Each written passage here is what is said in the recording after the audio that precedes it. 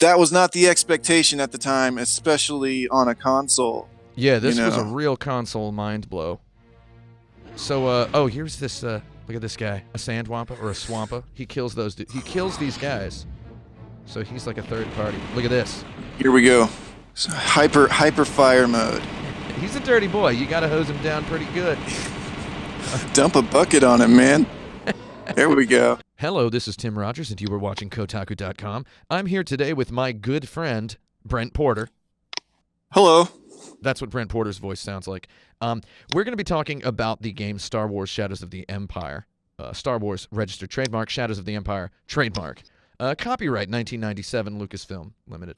So this screen says 1997 because this is the PC version. So the PC version actually came out like a whole year after the Nintendo 64 version, which came out in December of 1996. It was a console, a Nintendo timed exclusive before they even had the phrase timed exclusive. This is a very sort of early 3D third-person shooter-like game. And it's very interesting. And we're going to be talking about this one level that we like a lot. And that level is called Gall Spaceport. Yeah. Gall Spaceport is just a truly excellent Gall. level. And you were saying, Brent Porter, how it's like you played this level a lot. Yeah, definitely. It would be like a let's come home from school and spend 45 minutes doing this like every day or every other day for a while. Just put on this level, choose this level, and play this Put level. Put it on like a record, yeah. Like a record. You just listen to your favorite record. You play your favorite video game record. That's a really good analogy. That's I gotta say it. That's your analogy. I don't want anyone to think that I came up with that. So I mean, I was going to give it to you, but I know I can't let you. I like talking about video game levels or chunks of video games that I like replaying, and Shadows of the Empire. So you'll notice that cutscene there had voices. That's PC exclusive. The 60 FPS is PC exclusive. So yeah, the Nintendo 64 version didn't have these voices. It had still images.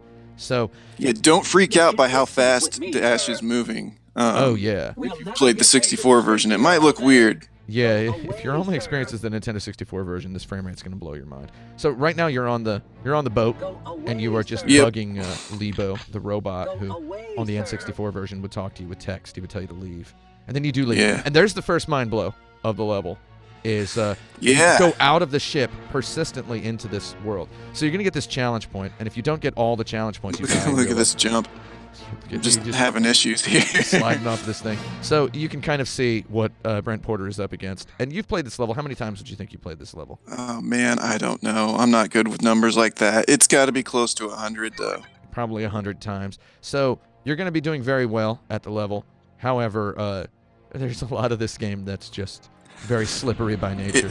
Some stuff, it doesn't matter how good you are, it's going to get you, so. Get a load of that beautiful boat. Look up there. Yeah, we were in a thing, and now we're outside that thing looking at it. Yeah, it's excellent. It's truly excellent. So right now you're in this canyon. Is this Beggar's Canyon on Tatooine?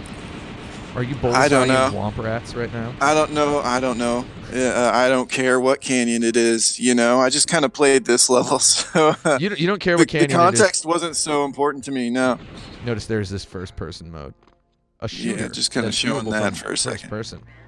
So, yeah. So like this laser that you have is, first of all, it's real loud. Okay. And it sounds like a Star Wars laser, and it's kind of erratic. Isn't it? It's kind of scattered a little bit. Depending on the difficulty level, it scatters more or less. Such a strange concept of difficulty. Though if you hit the vertical aim button, it kind of locks on to whatever enemy you're kind of pointing at, and it does it in the same way no matter the difficulty level. So that's kind of weird. I'm not sure if it's on purpose. So they introduced jitter and scatter as a means of communicating difficulties, which is kind of something that you could not get away with now. However, this game was not primarily a first-person shooter. It was not a shooter. It had shooting in it. It seems slide back. The weird physics there. Yeah. It had shooting in it, so it's like we talk about record albums, like levels that feel like record albums. Okay, what's this guy doing up Look here? at this guy. Yeah. No, he's dead. Oh, it took him out. Yeah, like, and you say that guy was up in that little window. What's the deal with that little window? Well, we're gonna see an example of a great kind of level design concept. The Romero idea, John Romero, of if you can see it, you should be able to go there. And also this place we're looking at down there. Yeah. You would think that you couldn't get up to that alcove, that it was invented just to. Yeah. That's not my fault, man. Yeah. You would think that alcove was put there just to put that guy there so that he could shoot you, and yeah, it kind of was. But here we're showing that the spaces are all connected. That was that same alcove right there, and that was not the expectation at the time, especially on a console. Yeah, this was a real console mind blow. So, here's this. Look at this guy, a sandwampa or a swampa. He kills he kills these guys. So he's like a third party. Look at this. Here we go. So hyper fire mode. He's a dirty boy. You gotta hose him down pretty good. Dump a bucket on him, man. There we go. So you were firing so fast there. Yeah, I was doing the classic gamer move of flexing your arm in a weird way that makes you hit the button super fast. You get that little that muscle popping out on the forearm as you hammer the button. 16 shot style. Yeah, the game doesn't just let you dump bullets that fast. You've got to do it yourself. It doesn't have auto fire. Oh, so here's these. We get a lot of early N64 games, and this was an early N64 game. It was like originally planned as a launch game. However, it came out in December, so like December of '96. Yeah. A lot of these early games had way too much fun with the idea of making you afraid of the analog stick. That stick was really springy, and walking across this bridge on the N64 version was really hard. This was so hard. This jump's terrifying. Yeah. That's horrifying jump right there. Oh, and now we're gonna get to see a neat consequence of these weird textures, right? So you're gonna jump, and it's hard to judge like how high up you are sometimes when the textures are. So look at that, it blends right in.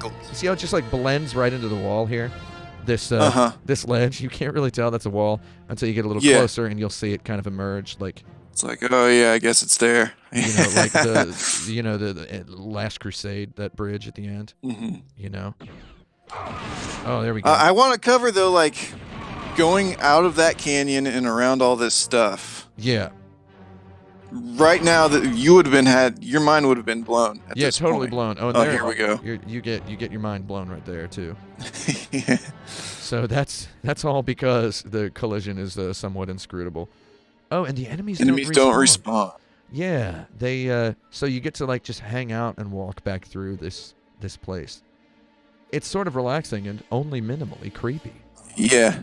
So you're just it gives you those weird feelings. This game has a lot of opportunity for weird feelings that you don't get in games anymore, I feel like. Yeah, so you get to walk by this dead body that you killed in a previous life. Yeah. Oh, and there's you just slipped right off. I get to add to the pile now. Yeah, there's another dead Dash down there. Do you think he fell directly on top of his previous corpse? Oh yeah. Dash Rendar. Yeah, because the geometry I'm gonna say is screwed up in the same spot. So So now you've gone into first person mode. I asked you to play in third person as much as possible because that makes for the most part I did. Makes for better television. However, we can forgive a third attempt here because you got to really hug this wall in order to not slide off of it. There's a couple. There's videos on the internet of people floating for like 20 straight seconds right above the ground. It's not my fault, man. Yeah, it's a little hokey, I believe would be the word someone might use to describe it. So, yeah, here we are. We're gonna set boots on the spaceport. So there we go. Boom, you're in there. So we're now in the part of the level that is Gall Spaceport. So we're going to talk about honest geometry. Honest geometry. This is a phrase we like to use a lot.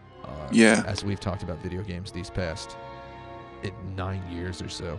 We like to throw around the word honest geometry. And I believe this level of this game is the game we use as an example of honest geometry. And I want to point out this level, right? So this game is like a mixtape of genres. It has a whole lot of different genres. Mm-hmm. There's the Hoth snowspeeder level that the game starts with, that everyone, when you mention Shadows of the Empire, they're like, the Hoth snowspeeders, dude.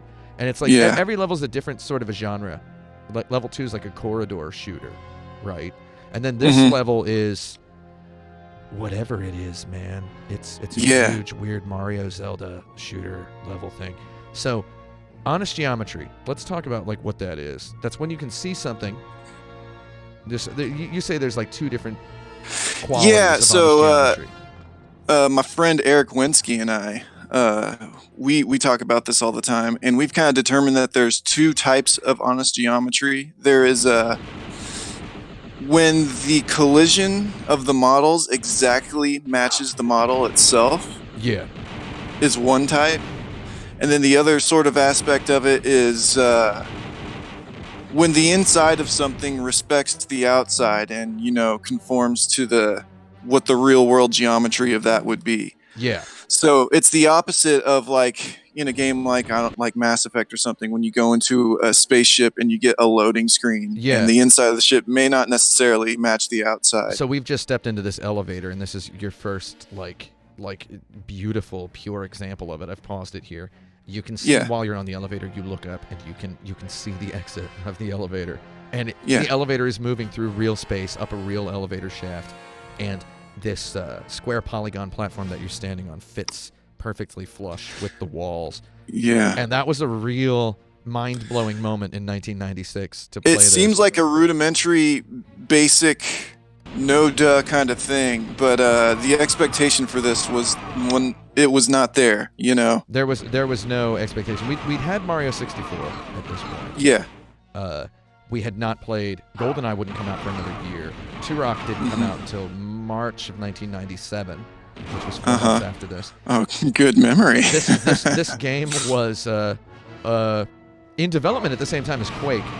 Oh, now we start to see we have these dynamic action set pieces. So you can see there's enemies over there on the right, on the other side of the canyon, and their heads are sticking up out of low cover. That's kind of neat.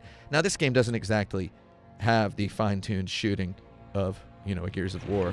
So you're just gonna spray him until he's dead. Oh. Yep, there we go. Yeah, that's what Can't happens. see my health. I want to bring that up. Yeah, we've got the UI turned off again for better television. This jump, you're gonna make this jump, and there's no way it's gonna look like you actually make this jump. So it's gonna really look like you're not making it. Trust me, I knew what I was doing. Yeah, he knew what he was doing because again, the collision's weird. Again, as we're gonna say about 500 more times, there weren't any games like this yet. So let's see. Here we go. Here it comes. Oh. Yeah. That's beautiful. So now we're getting really into the honest geometry. So yeah, the floor of this canyon up to the top of that tower represents some of maybe the biggest mind blow I've ever had in video games, as far as architecture and geometry all coming together. Yeah, you'd never seen something exactly like this. You'd had some Mario 64 moments a few months before you played this game. Yeah.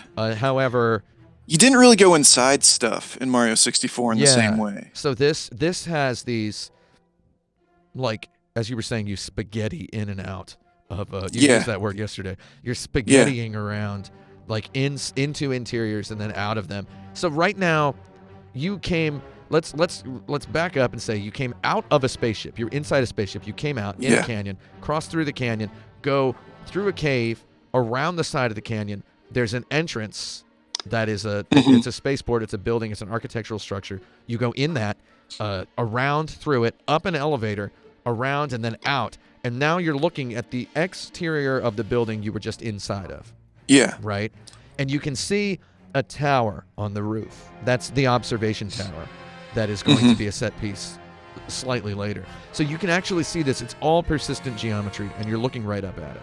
So, as I point out, this was absurd. There are no lies here. No lies. It's all honesty. So, we're going to go up there. So, now we have to traverse interior and exterior segments. This feels adventurous, to say the least, right? The first time you played this, there's a Wilhelm scream. This guy's going to Wilhelm scream. There it was. Beautiful. Beautiful. Good old Wilhelm. So now we're going through the inside of the building, and you've activated this elevator. This is very early FPS level design. So that switch activated that elevator. Is that what it did? Or is it? I think the elevator self-activates. Yeah. Or is it the switch opened the door to even get in here? There's those kind of vent doors, okay. those huge vents. Yeah. Oh, the vents that turn sideways. Yeah. This is one of my favorite rooms right here. You love this room. There's a Wilhelm scream. We're getting another one. Here it goes. Oh. I love it. I like that we're inside all this stuff we've been talking about, and there's sort of this cylinder of space cut out with another cylinder's kind of inside, and these two walkways. So we were exterior canyon, then interior building, now an interior room. A room inside. Here's another Wilhelm scream. That's a room inside a room, maybe inside a room, depending on how you want to look at it. And now you're Swiss cheesing back out of that room. There was a challenge point over there. How are you going to get that? I don't know. Maybe it's lost to time. So here we're going to have another example of these elevators that we love. So you look up, you can clearly see the elevator exit on the next floor. This is not a loading screen elevator. It is, at least in this game's world, real. So it's, again, another real elevator. We're still in this one unbroken piece of geometry. It's beautiful. And here we go. We are now getting to the real piece de resistance, which is... So our buddy Lebo tells us that this is the observation tower. So here it is. This. Behold the observation tower. So the geometry you see here is a hollow, and it's hollow and it houses a persistent elevator. Buddy, it owns. Yeah. So when you first see this, you see the red stripes on it, and you're like, wow, this is a very important structure, right? Mm-hmm. And you're just looking at it, and you're just in awe of this thing. And you can see the little, like the angle you're introduced to, you can see this little platform jutting out, right? Yeah. And you can see the roof of it, and you're like, there's a roof on this thing. So we're about to go in here, and we're about to experience something that kind of breaks the level. It breaks your expectations of this game up to this point. And this elevator blows my mind. Here it comes. Oh, God, it's so fast. Oh, my God. And boom. We're now here in we are. A room which is clearly on top of that building we were just in, or we were just looking at. We were just looking at this building. Now we're definitely on top of this building, right? Mm-hmm. We're not on the top. We're like halfway up, right? It's like positioned about halfway up. You got a window. Like 2/3 of the way, maybe. You got a computer. You got a guard. You got some stuff on the ceiling.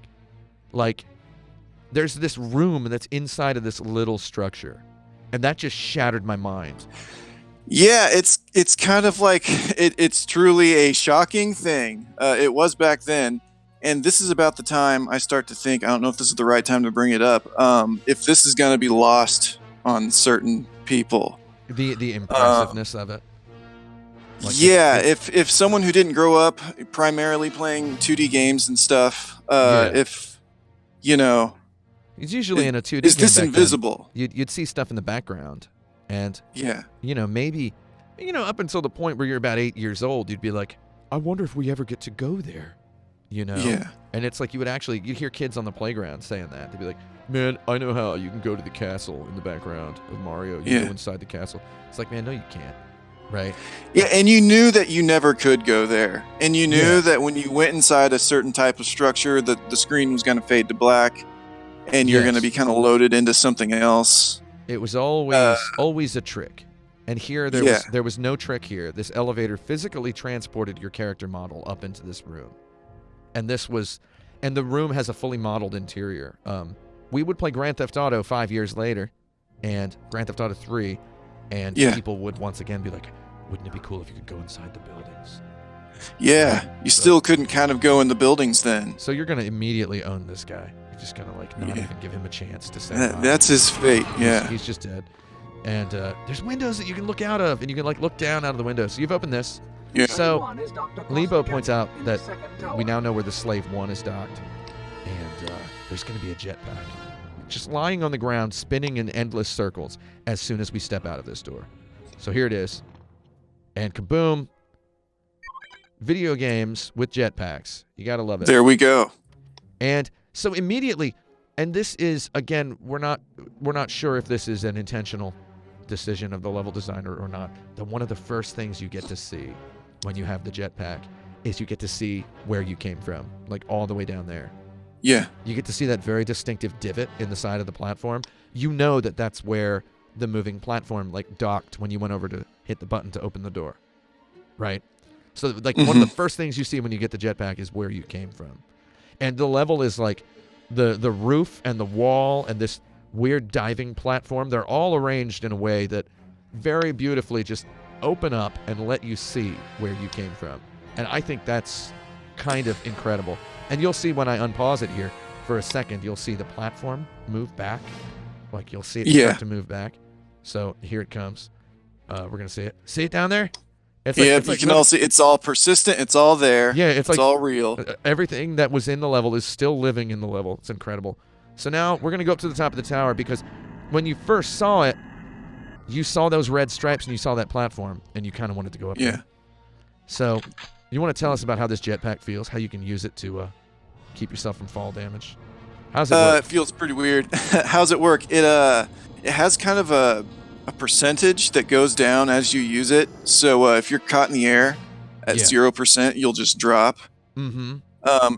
I mean, the challenge point. He goes back. There we and gets go. It. That's how you get it. To be kind of and this is an extra life. Yeah, it's an extra life. It controls weird. It controls kind of bad. But I did get feelings of Breath of the Wild, the hang glider. Playing this again. And, someone might say, oh, come on, man, this game is no comparison, but... It's not, no. But yes, I got feelings of this while playing Breath of the Wild. Now, I just want to say, look, there's that window. Saw that window again? Mm-hmm. Oh my god, I love that window. So I got feelings of of this when playing Breath of the Wild. So we're going to continue the level in a second. And this is the part that Breath of the Wild reminded me of. I just want to say, for the record, as a 38-year-old, I'm going to be 39 in 2 weeks. Happy birthday to me. Happy birthday. When you're over the age of 35, you can round up within 6 months. So I'm 39 years old. I just want to say that I've played a lot of video games. However, I think the most impressed I ever was at anything in a video game was when you first get that hang glider in Breath of the Wild. It's now been a year and a couple of months since then. You can round up when you're over 35. So you've had time. Yeah, I've had time to consider it. Getting the glider and then gliding off the plateau and then being told you got to go to Kakariko Village. Just being like, oh, okay. I've walked through an open world before. And then Breath of the Wild's like, yeah, not like this, though. Because it's like an open world terrain that is meticulously, beautifully arranged. However, that floating down with that glider, it reminded me of this part. This was the first time I felt something like that. So you're going to see you're flying with this ropey jetpack. Your legs just kind of noodle. You can kind of jump and like turn it on, right before you hit the ground and stuff. Well, here's where I point out once again to the viewer, this game came out before. Yeah. The best way to beat the enemies in this level is to shoot them before you can see them. So here we go. You'll see me shooting guys you can't even see. Yeah, I'll just start shooting in a direction. Yeah, this game, again, that's kind of a consequence of the persistent geometry. It's like the enemies are there. If there's an enemy in the level, it's there. And nowadays, you're not going to make a game like this. You hadn't played games where you could see into the distance, and there were all these issues of how do we handle that, If you can see a guy all the way across the level, why shouldn't you be able to shoot him? Yeah, exactly. And that was something GoldenEye would really make feel good, was shooting dudes. Sniping dudes. Oh, yeah, this game was in development at the same time as Quake. I feel the need to point that out while you very awkwardly shoot this thing. It takes way too many bullets to kill some of the stuff, as we observed with the Swampa. It's just kind of the Swampa. It's an early game. So notice we can see that item out there. See it poking out of the... It's just peeking out of the distant fog. We can see it. We don't need it. Let's get it. And you're just going to fly over there and get it. And so the game mechanic here is to not use all of your jetpack in the air, to just like use as much of it as you need, doing little feathery taps on it. Yeah, it reloads when you're on the ground. It doesn't feel super good. Yeah, it reloads when your feet touch the ground. It starts to reload. It doesn't feel super good. However, it feels great in 1996. Right? Yeah. So play this game in 1996. Like everything else in this game, the big ideas are great. The tiny things are and speaking of not big so ideas, look at that door. Here we go. This door. Let's take a look. This door is magical. when you first see this door, you're like, wow, that's definitely where I'm supposed to go, right? Yeah. You're like, I definitely have to go into that door. That's Yeah, so I know where I'm going. I've played this a bunch of times, but you would land on this platform and you'd look around and you'd see that door over there. And yeah. that's kind of a magical thing to see that door peeking out over there and just to know, yeah, that's where I got to go. You just know that's exactly where you have to go. First of all, how did any of these people ever get there? Is everybody just jetpacking around here? Yeah. So you know that you're going in there, and this is where we encounter, somewhat unfortunately. I mean, not really unfortunately. So we like to think of this as a persistent level. However, it is actually 2 persistent levels. So this door is... That's right. Yeah, I'm sorry. This game is for noobs. It has a load in it. So here's the load. Stage complete. That's It's such a small thing. It's a very but, fast load. Yeah. Yeah. You can tell somebody wanted it to be a big persistent level. So here's another elevator, right? However, you're the elevator now, dog. Yeah, now you're the elevator. Yeah. You're the elevator now. So you get to see, you can see the roof. You can see the exit, except now you get to actually control the elevation. So the game is showing you this. You get this platform coming in here. You just immediately bypass it because... Yeah. Again, the curiosity of someone who played this game, after school, right? You're playing it just a lot. Just you want to play this level. You put it on like a record album. You've poked around. Yeah. You've gotten all the challenge points. So you're just having a good time, and you know where everything is. Yeah. And it's like you might not look down there the first time you play it. Yeah. My friend Kerwin and I love that challenge point because it feels like... Your friend Kerwin? Excuse me? Our friend Kerwin. Michael Kerwin. Good old Michael Kerwin. We were talking about that challenge point in particular. It feels like you're going to die. It feels like you're breaking the game. Yeah. It seems to be the one that we all remember. Yeah. So you just cold-bloodedly shot this guy. Can we take this back? Let's pop this back about 3 seconds. Who needs him, Yeah, watch this. So you just kill this guy. Just mercilessly murder him. You think he As an knew? Imperial shuttle pops out. So this platform is neat because it's taking you a long distance, and it's taking you past a guy on a ledge. And again, we're talking about Mr. John Romero here. You can go to that ledge, right? You can go there. Yeah. You couldn't if you can see that you can go. You couldn't have made that flight with the jetpack, right? I mean, I know you couldn't have. You couldn't have made it. Yeah. You needed to use that platform. Yeah. However, once you're up there, you can go over here. So we can see where we came from down there on the left. That's where the platform popped out. So that's kind of neat. And you feel like you're breaking the game here, too, because this is a tough flight to make. Yeah, it definitely feels like there shouldn't be anything. It feels like a forgotten area of level design. It's just there to look like something, but they put some items there, so... It comes back to you're playing this game after school, you're putting it on like a record album, you're going to try to get all the stuff. At the end of the level, it tells you how many of the challenge points you got. There's no in-game currency that is unlocked for obtaining the challenge points. How many of them are there in this level? 15, 16? 15. 15? 15. So there's 15 of them, and... Oh, let's see what's over there. It's kind of hard to tell there's anything over there. For a brief moment, if you turn your head just right, your virtual head, if Dash turns his head, you can see something over there. Just a little glimmer of a texture. So, this is one of the games that birthed the trope insult N64 fog, right? Yeah. Together with Two Though Rock. it's not as bad in this game as a lot of Nintendo 64 games, so is it I better guess or think worse of that. than Two Rock's fog? Well, that depends on how you feel about fog. There's way more fog in Turok. Yeah, it's way closer, I guess. So now we just want to point out this ledge on the left, and there's the door. You were already up there. However, the door was locked. You couldn't get out that door or in that door. So we're going to, again, can you go up there?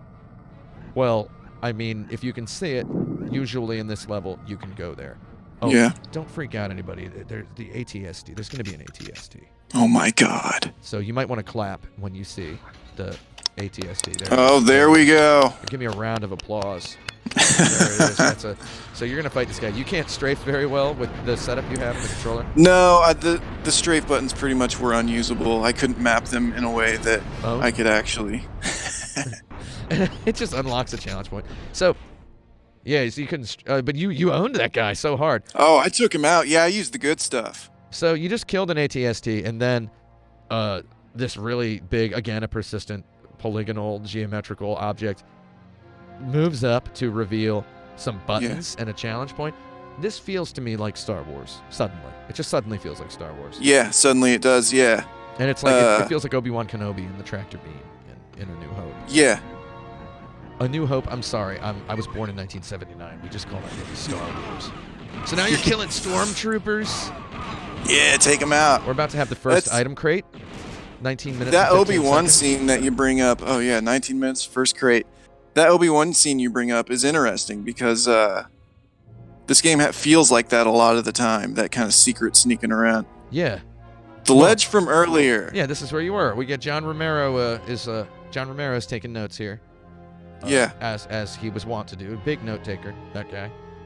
Yes. Always You should see his notebooks. Always got a pen and a memo pad. So this ledge, it's a ledge from earlier. Yeah, you feel like you're Obi-Wan Kenobi sneaking around because that's the story of the game, right?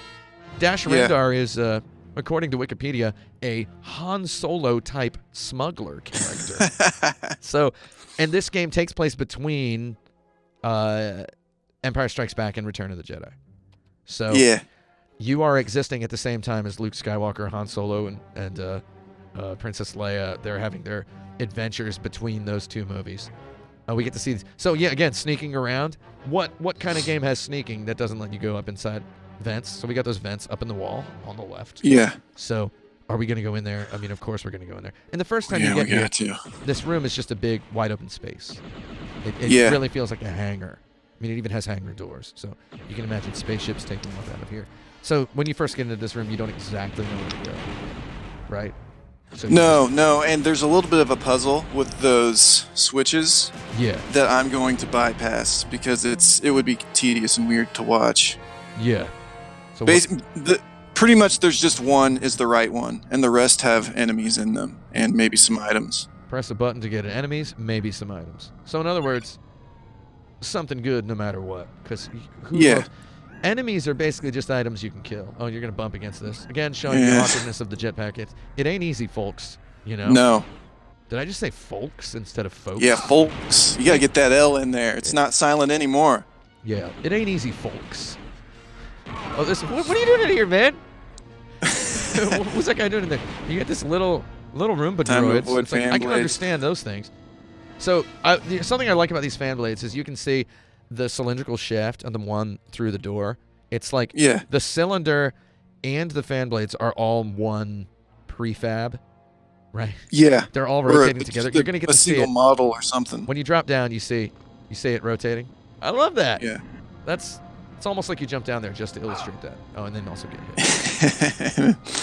Have troubles. These fans are problematic. There's a challenge point in this vertical section here with these fans, and it's just horrible. Yeah, I recall grinding to get this one. I got all the challenge points in the N64 game. That one's really hard to get. It plays hard to get. What are you doing down here? What is this guy doing in here? Like, is he lost? From Alien 3. Oh, yeah, Alien 3. You know, I like Alien 3. Yeah, me too. I mean, it's the one people... Well, people don't recognize Alien Resurrection. They just don't recognize it. Yeah, that would be the bad one. They can't abide it. Yeah.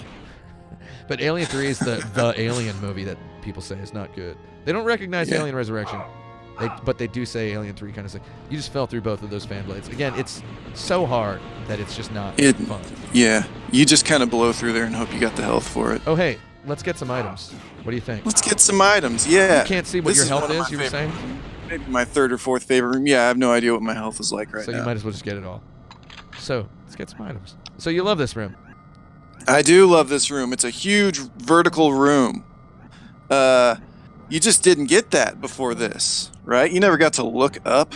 And this was clearly a rock texture, not a not a sand texture from earlier. Yeah, look at that. These jagged triangles poking out of the walls. It's like, oh, you've run out of jetpack?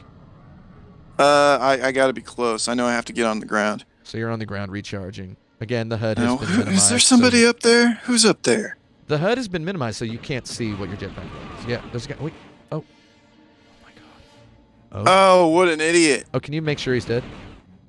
Yeah, let me just spend some time on this. Just double tap him a couple times, triple tap him. It's just kind of hard to drive old Dash around to get a good look at this guy. The movement in this game is not quite as... Now he's owned.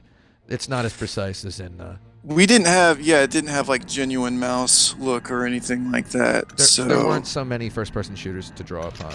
So I was going to say that since the HUD is minimized, you can't see what your jetpack level is. However, if this game had come out 5 years later, and we already had Halo with the ammo on the gun, maybe there would have been a life meter on the back of the jetpack. Yeah, it would have been easy to put one on there, wouldn't it? Yeah, it would not have been too difficult, especially for... Let's face it, these people were very technically skilled to make a level like this. Yeah. So it's worth pointing out this game came out before Dark Forces 2 Jedi Knight, which was considered... Look at those lasers. Yeah, I think... Wait, are you going to get that challenge point? I don't know. Like, let us know in the chat. Pause the video. Let us know in the chat if you think we're going to get this challenge point, because if I miss it, I gotta do it all over. I don't think it's possible. Then you have to hear us say the exact same thing. Whoa! You got it. We knew he was going to get that, because this is pretty cool. Those lasers just spinning off, noodling around. So you were pointing out yesterday, those lasers are physical objects in the game world. Yeah, yeah.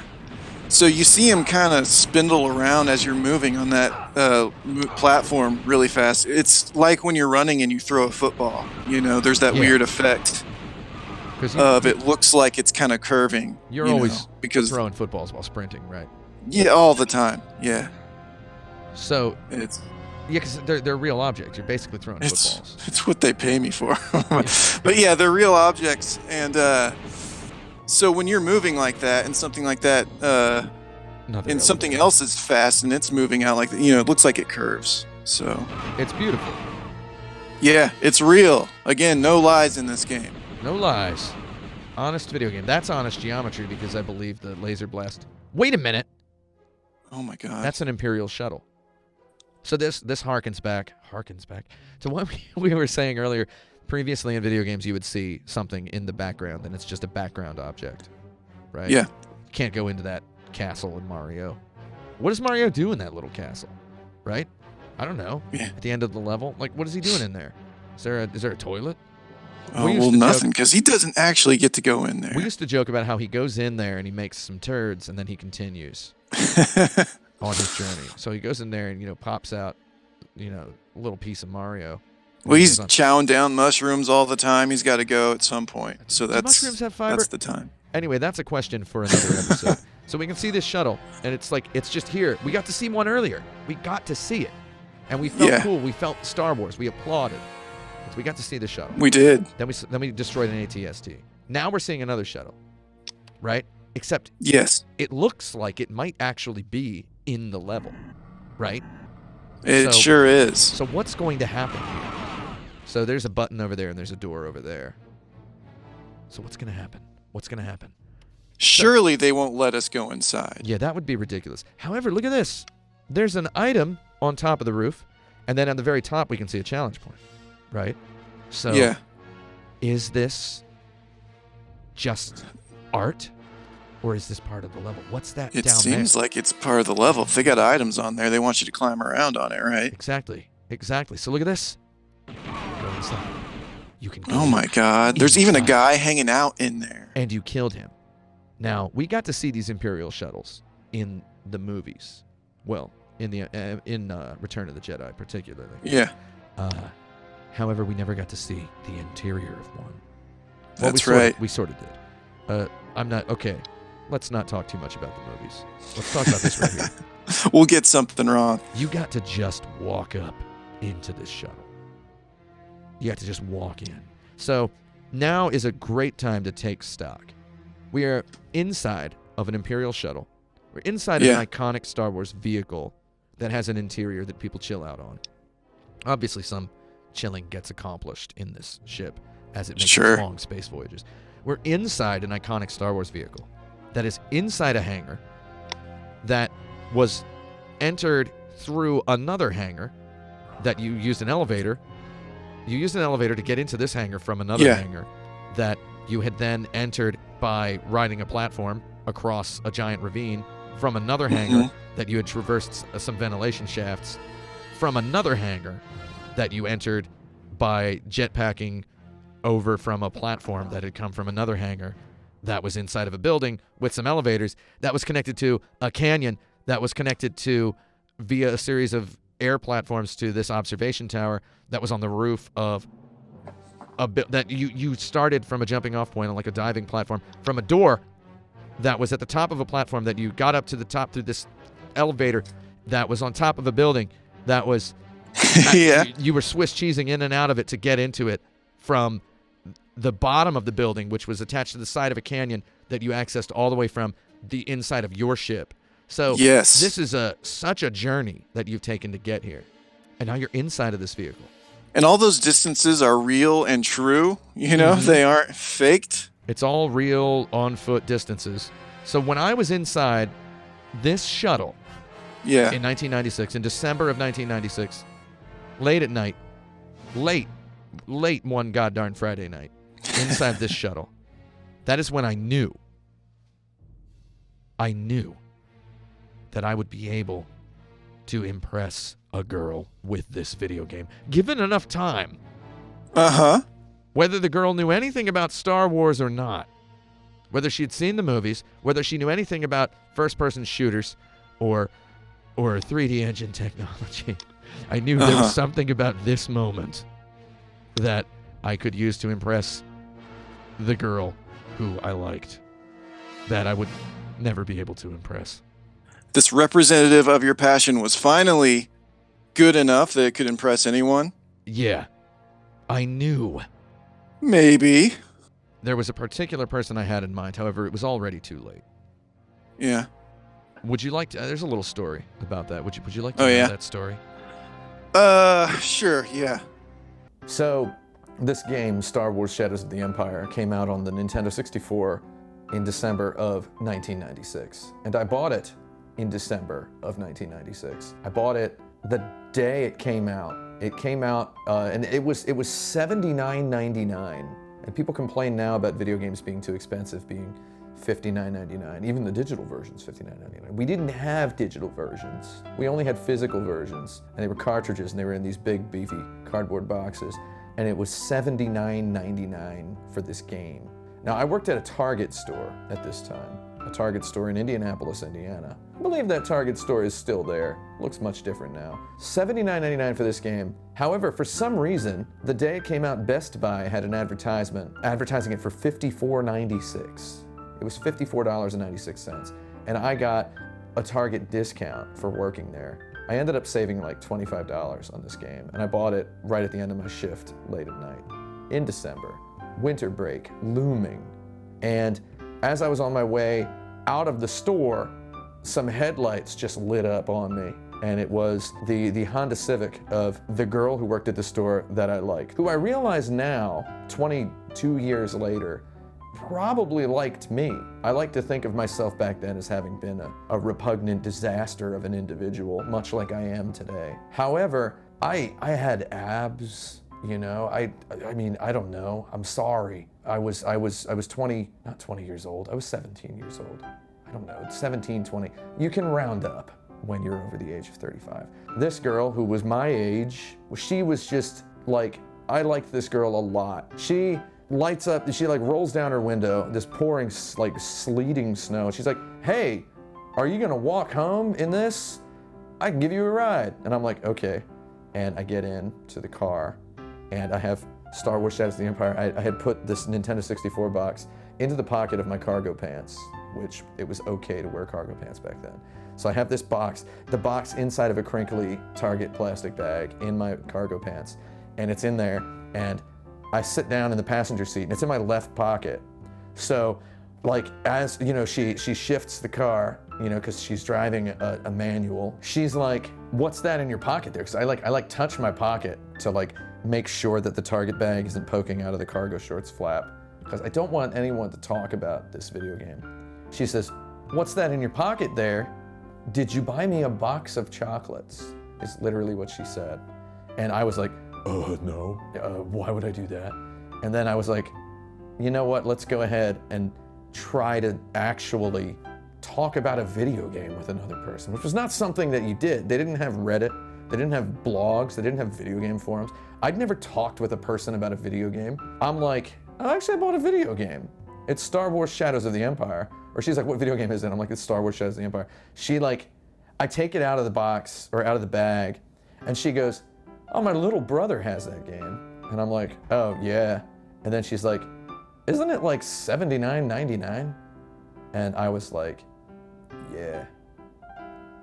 Actually, though, I had a Best Buy ad, so I price matched it. It only came up to, like, I saved $25 total off of the game. And she's like, oh, that's very thrifty. And then she said, my little brother says the game is kind of hokey, and that the ones for the computer are better. I didn't want to say this in front of the cameraman a minute ago because he seemed like a really cool guy and like a real professional. Immediately after this whole thing in the car, some high beams blinded us, and a horn honked at us, and the girl said, is that your mom? And I said, no. And then she honked again, and I was like, yeah. And then she was like, oh, do you want to have a ride home with your mom? And I'm like, yeah, I guess. And I got up and I got in the car, and my mom was like, yeah, what are you doing? What were you doing in that car? And I was like, oh, my friend was gonna drive me home. And my mom was like, your friend? And I was like, yeah. And then she was like, what's that in your pocket? You seem like you got some kind of treasure in there. And I was like, oh, it's a video game. It's the Star Wars video game. And she was like, don't you have enough of those Nintendo game tapes? And I was like, no, not yet. And I still don't. So sorry, Mom. Man, so like a week later, I'd played a bunch of the game, and there was this girl in my art class, and she always wore Star Trek t-shirts. She had like 100 different Star Trek t-shirts. And she talked to me all the time.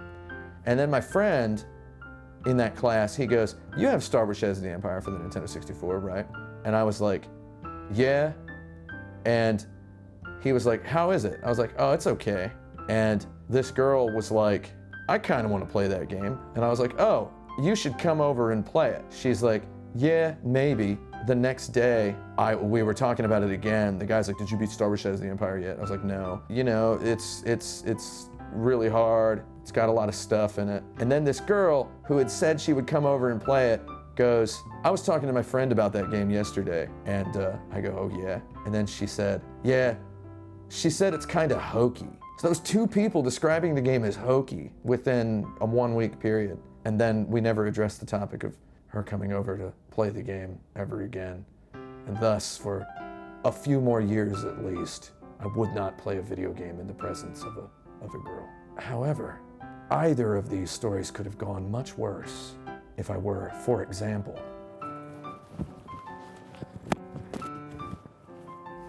wearing this t-shirt, which is a kind of a Monster Energy drink looking Sith logo down here, which is kind of nutty. This is a Star Wars Episode 1 shirt, which that movie didn't come out for 3 years after Star Wars Shadows of the Empire, and it was a good thing. However, I will say this. I bought this shirt at the same Target store where I worked in 1999, and when I bought it, I was already confident enough in being whatever sort of person it is that I am, that I bought this as a joke, and I wore it as a joke. I don't know if you believe me when I say that. I definitely bought this shirt as a joke, and I wore it as a joke. And that's why I'm wearing it today. It doesn't really explain why I still have it. Well, that's my story. It's a good story. I mean, it's okay. Oh, there we go. We see that hokey jetpack there again. Now you fly up between these wings. You can go like between them because that's honest geometry, right? Yep. Those wings are actual collision. And you can stand up there if you want. Yeah, you didn't stand up there. Oh, illustrating. I need to hit a switch. Yeah, I'm showing you how this works. You're showing that I there's a button over here. didn't forget. He didn't forget the switch. He was doing that on purpose. It would have been disingenuous to not flip the switch and go. So now we're entering a room that we love. We love this room. We love this is a good room. One of our fab rooms here. So look at these Star Wars, these Darth Vader looking panels. Boom. So how much more Star Wars can it get?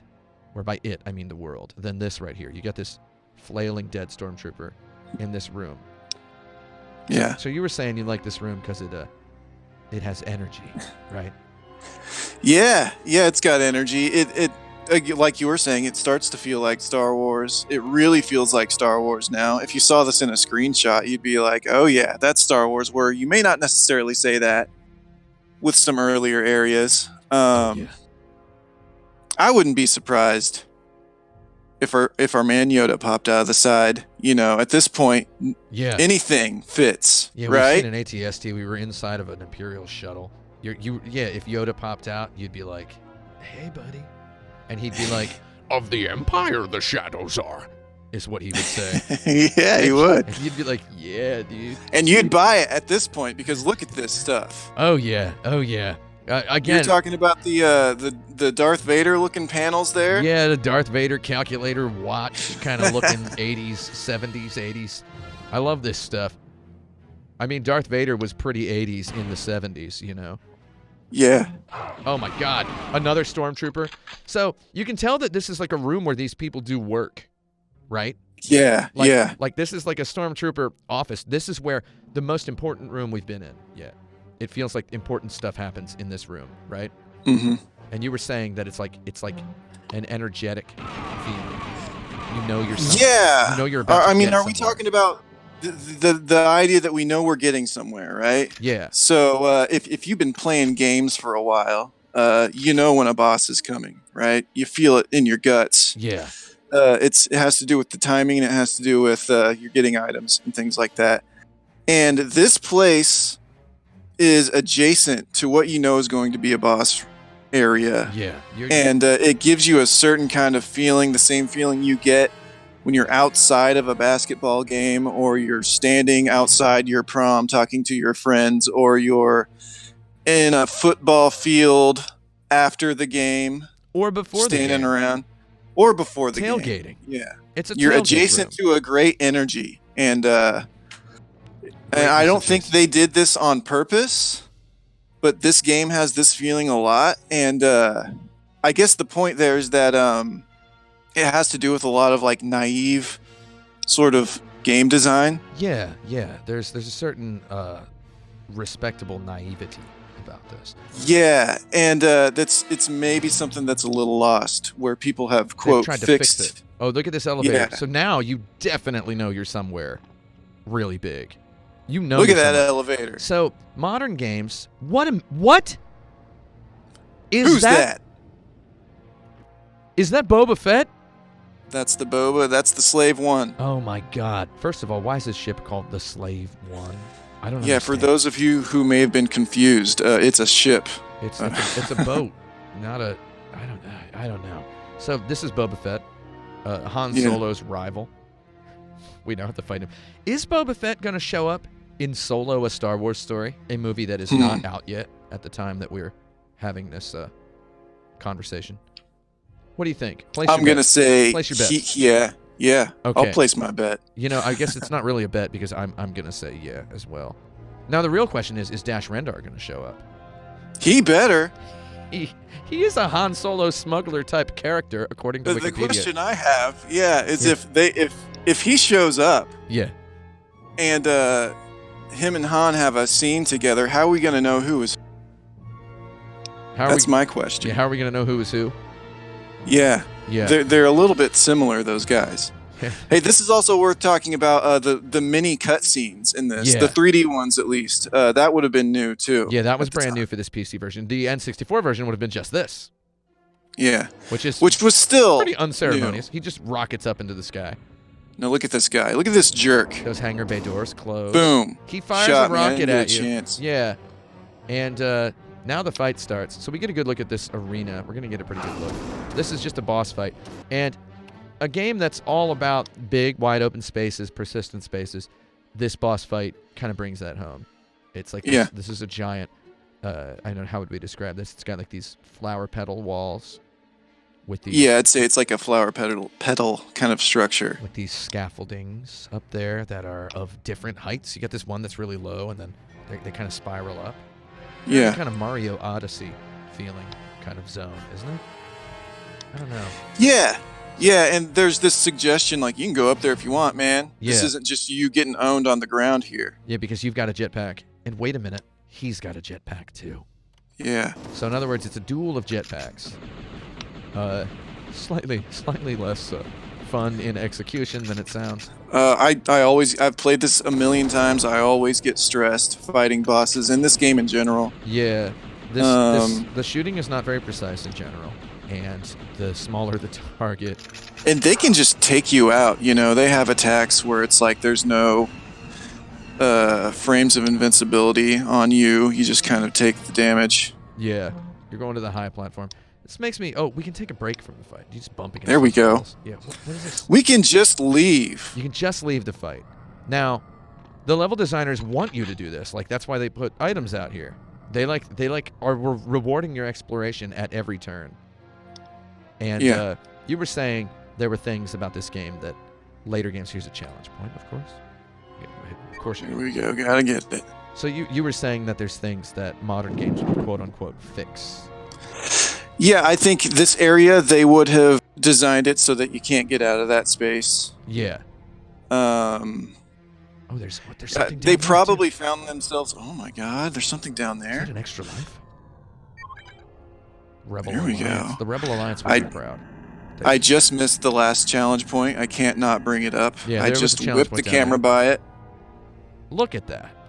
Yeah, so now we contemplate this idea, right? Yeah. He's in there. Boba Fett's in there. He's in there. Head banging, spinning around. Who knows what he's doing? Like a caged dog. He's up there just... He's like, why did that punk leave the arena? If you were playing this normally, the boss music would be playing right now, but you're just hanging out, Yeah. Boss having a music chill just time on the pumping outside. and thrumming and screaming at you. And you know Boba's And in there. you're just kind of having a sit, and you can wait as long as you want. And that's a neat, weird feeling. And the exterior of the arena looks like a building. It looks like a place. Yeah. It's not just, you've clipped out of the arena. Like, the game really wants you to go out here and look at this. Yeah. Which... And be sure, like, that elevator shaft is still in there, you know? The previous sections of the level are still back there. They're still in there. This is... I ran out of juice on my jetpack. Ran out of jet juice. So now you get to hang out outside this beautiful building a little tiny bit longer. You got to touch your feet to the ground. I don't know how exactly that works. This jet works. You know, it just kind of charges up when you're on the ground, yeah. Whenever I make a game, I made a game in Unity, a little prototype that had a jetpack that reacts similarly to this. And just instinctively, it's just exactly the same thing. You got to touch your feet to the ground. It's like, why did I do that? Is it because of Shadows of the Empire? So look at this. Yeah, maybe. Doesn't this make you wish there were more like one-on-one FPSs with like rock-solid controls? Yeah. You know, wouldn't that be cool if this were good? Wouldn't this be awesome? Yeah. Right? Because you have these not knocking the game, right? Because everything we've seen up to now we've complimented and it's brilliant. It's just this boss is kind of BS. Yeah. It's just you can kind of imagine this working like a fighting game if it had like rock solid shooting. Which to be There's fair, a fun games didn't have. mind connection here, though. Yeah. They gave you this jetpack. You realize it's so that they can put you on par with this famous Star Wars character. Yes. All leads So up to this. that's a fun idea. You can see him on the box of the game. He's right on there. They want you to know Boba's in here. They dispense with him fairly quickly. This fight is in the first... It's in Chapter 2 of the game. Yeah, it's maybe like the 4th level or something like that. Yeah, the 4th level, Chapter 2. Extra life up there, just on top of the arena. Gotta get it. I love this stuff. There's another There's one. a full health. heal, full health. So now you're raring to go to destroy Yeah. Boba. And basically just shoot him until he dies. And you're about to shoot him until he dies. So there's one more plink left on his health, which Yep. we can't see. He's about to Can't see. he's about to get wasted. Goodbye, Boba Fett. Oh, there's a fun little thing here with the camera cutscene. So the camera has now cut to show this. It cut twice. Owned. And there's like a quick flicker there. You see a single frame of where you were right before. I know because I tabbed back and forth in Adobe Premiere to see this. There's a single frame that shows where you were standing, but you don't exist there anymore. And they just warp you down And then to they the cut bottom. Yeah, then they cut you down here. Again, I guess that's persistent geometry. Owned. This boss sucks, so let's die. This boss sucks. Yeah, I can't strafe. I just kind of brute force my way through it. You turn that plasma on. That's your purple ammo. Yeah. The hangar opens very gingerly to receive the steel carcass. Yeah, and now you won. And he's just kneeling down on the ground. And that's the end of the level. That's it. I mean, your record has completed. And you're just it's yeah. And then you're like, I only got 14 of the 15 challenge Oh points. No. How embarrassing. You get 2 extra lives for getting 14 of the 15. How many do you get for getting 15 of the 15? Do you get I 3? don't know. I got to admit, I never read those post-level screens. I just kind of buttoned through them. Yeah, because you're just you killed Boba Fett. You don't need some numbers on the screen to tell you that's cool. He's not dead though. He'll be back in. Somehow he'll be back after all that. In Return of the Jedi, he'll be back. So Han Solo is currently frozen in carbonite. So now we get the next level, and again, this game with the multi-genre thing. The next level is the quote-unquote famous swoop bike segment.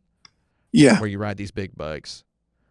So it's like Tatooine, an assassin has tried to kill Princess Leia, or has tried to kill Luke, or there's assassins on the way. Oh, man, and we get a really good line of dialogue here. Kenobi's old place. Jabba will pay extra to the one who blasts his bones. Let's fry him.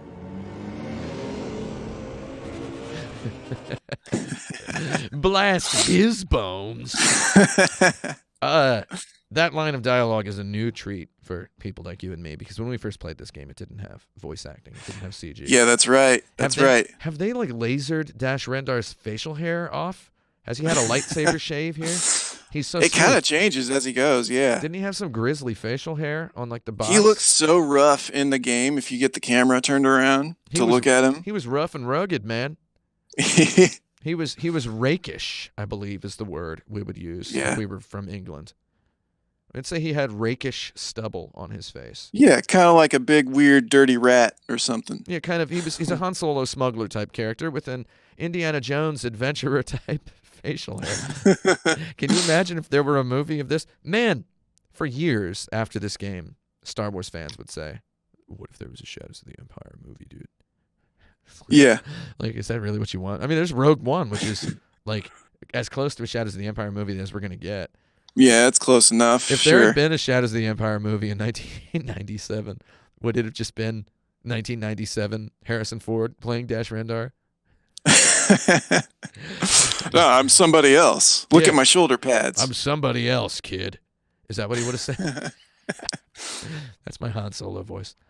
For anyone wondering, my dad has the exact same voice and accent as Harrison Ford. Oh, that's great. Yeah. So when I was watching episode 7 with my dad at the IMAX theater at the Indiana State Museum in Indianapolis, Indiana, on Christmas 2015, when Han Solo says, "Chewie, we're home," I was like, I like looked over and my dad is sitting there and he's just like nodding at the screen like, yeah. And I'm like, oh no. So did your dad age with Ford? Are their voices aging at the same rate? Yeah, it's strange and it's funny. So I believe that's as good. Chewie, we're home. We're home. Chewie, we're home. What was the second time is my favorite line from that from Han Solo from that movie. There's some good Solo in that film, man. Yeah. Anyway, I believe that's as good a place as any to end this. Yeah, sounds good. Feels good. The next level is you're racing on big old bikes, just chasing these two guys, and it kind of sucks. Whatever. Would you say it's fast enough? Get mad at me. Or too fast? It's way too fast, and it's not clear how to take out the swoop bike dudes. Fast with an absolute lack of subtlety. There's just no subtlety to the speed of it. It's just like really fast and loopy and swoopy. And it's not good. However, it rules because... Yeah, I mean, I still love it, but... Because we can remember 1996 when it... That's right. When it if was you're feeling chill and cool, go play Gall Spaceport. Yeah, this game's available on goodoldgames.com, G-O-G, GOG. Get it on GOG. Yeah, go get your GOG and endure the first couple levels. You like the second level, the Hoth corridor. I like that level. I love the second level. Everyone loves the first. That won't be hard for you. Yeah. I'm not too excited about it, but Yeah, the game loads up with the Hoth snow speeder fight at the very beginning, Yeah. and that's the big showy set piece that all the video game magazines screamed about. And then they're like, "Oh, the second level is no longer as much fun as the first level." It's like, yeah, I mean, it's a multi-genre game. It has a lot going on. yeah. Now that It's like, last man, level, the I last love level, the Skyhook battle. yeah, that's Yeah. good. That's a good space battle. Yeah, it's like a true 3D flying around space, going inside of things again. Inside of things in space. Some honest geometry there. So yeah, that last level's really cool. Yeah, this game just it's a mixtape of a bunch of game ideas, and each level is its own. It's a mixtape of albums. Each one is Yeah. its own little 40-minute, 30-minute set piece that you can just play through.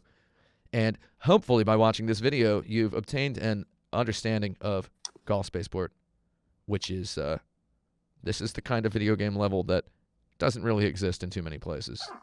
There's not a whole lot, not a whole lot of levels that are this bonkers with this kind of audacity. So, Yeah, I'd say appreciate it, remember it, love it, learn from it. Hopefully we'll see more of it. yeah, I feel like it's gonna get its due. I don't know if Yeah. I don't. It's Probably, coming back. Breath of the Wild had the big visible castle, which is your goal, and it's a real physical thing. Yeah, it's all it's just nice to see video games kind of without tricks. And I mean Yeah. that's defined FPS level design, and I love FPSs, though they tend to be full of tricks and Yeah. corridors and whatever. I love tricks. However, I also Yeah. love this. And They're always fun. I believe that's enough of this. That's good, yeah. Thanks for joining me, Brent Porter. We had a good time. Oh, thanks for having me. Yeah, this was a good, productive thing. Maybe we'll do some more video game level analyses someday. Thanks for playing, Brent Porter.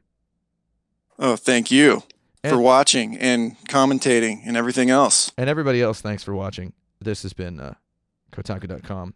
I was born stupid, however, I will not die hungry. Video games forever. Bye.